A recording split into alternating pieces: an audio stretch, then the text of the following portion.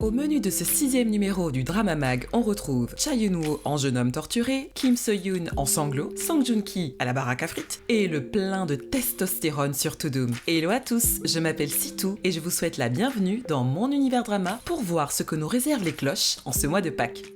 Queen of Tears. Ce drama devrait être le banger du mois de mars car tous les ingrédients sont présents. Un Kim couple en duo ultra glamour avec Kim So-yoon, le lead de It's Okay to Not Be Okay, qui nous revient après près de 3 ans d'absence, et la belle et talentueuse Kim Ji-won de retour après la masterpiece My Liberation Notes. Queen of Tears, c'est le récit de la terrible crise que va traverser le couple formé par l'héritière et dirigeante d'un puissant conglomérat, interprété par Kim Ji-won, et de son roturier mais non moins directeur juridique d'époux, joué par Kim So-yoon. Amour, larmes et rires nous donne rendez-vous sur Netflix le 9 mars prochain pour cette comédie romantique prometteuse.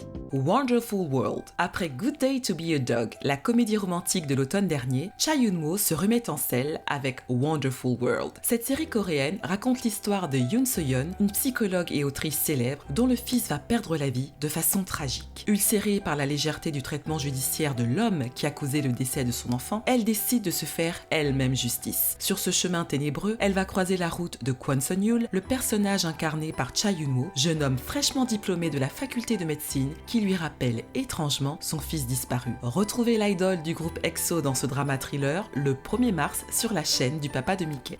My Name is Loki-wan. Une fois n'est pas coutume, je vous propose un film produit par Netflix avec pour acteur principal Song Joong-ki dans le rôle d'un transfuge nord-coréen à la recherche du statut de réfugié chez nos voisins belges. Loki-wan, c'est son nom, va faire face à de nombreuses difficultés dans sa quête d'une vie meilleure avant de faire la rencontre de Marie, une ex-réfugiée coréenne et accessoirement tireuse d'élite, désormais citoyenne du plat pays. Adapté du roman de l'autrice sud-coréenne Cho Hye-jin, J'ai rencontré Loki-wan, ce drama nous promet un cocktail d'émotions et de suspense avec en prime une interprétation tout en émotion de Song Joong-ki. Rendez-vous sur la chaîne qui fait tout doom le 1er mars.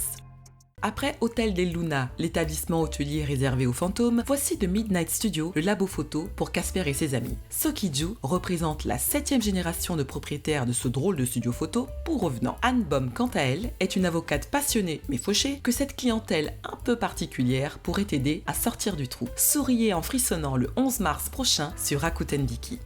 Le revenge drama The Escape of the Seven revient pour une 2e saison malgré les énormes polémiques provoquées par son contenu jugé violent et trop explicite dans la saison 1. Dans ce second volet, nous sommes toujours aux prises avec les 7 vilains qui ne semblent pas avoir fait les bons choix en saison 1 et sont toujours aux prises avec des divinités malfaisantes. Cela va-t-il se terminer en agonie éternelle? Rendez-vous pour les plus de 18 ans uniquement le 23 mars sur Rakuten Viki.